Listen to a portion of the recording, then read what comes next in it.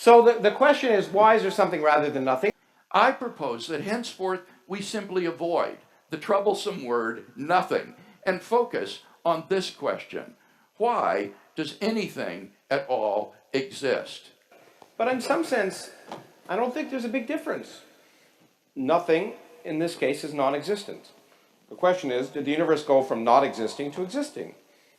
It's quite plausible that it did. It's not required, by the way. It could have been eternal. Certainly could be eternal, given the laws of physics. But as I said to, and William just told me I could call him Bill, so I'm going to do that without any disrespect, okay? Right. As Bill said in Brisbane, as I told him, I bet that the universe did have a beginning. That doesn't bother me. In fact, I think it's more likely than not, though not required.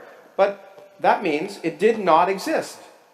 Now, did anything else exist? Maybe, but our universe didn't. But now, I'd like to respond to what Dr. Krauss just said a moment ago about the beginning of the universe. You can call me Lawrence. Lawrence, all right. Okay.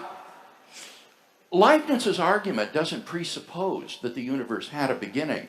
It's very important to understand that Leibniz's argument applies equally if the universe is eternal, beginningless and endless. In fact, Leibniz actually uses the example of a series of geometry books which have been copied from one another from eternity, and he says that still wouldn't explain why geometry books exist at all and why they're being copied. So we can still ask, why is there an eternal universe rather than nothing? But there could be other universes in which even the concept of classical space doesn't exist. Not classical space, but look, Leibniz's question can easily be reposed.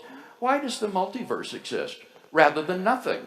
And then you're on to you could do that, but multiverse can be eternal. So it doesn't have again, Leibniz's argument doesn't. But it's a great question, but it's not the question we're asking, which is why does our universe exist? And that has a simple answer. No.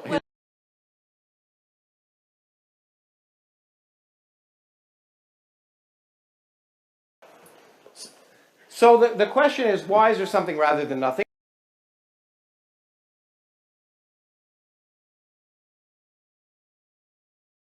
Leibniz's argument doesn't. But it's a great question, but it's not the question we're asking, which is why does our universe exist? And that has a simple answer. No. It's a great question, but it's not the question we're asking, which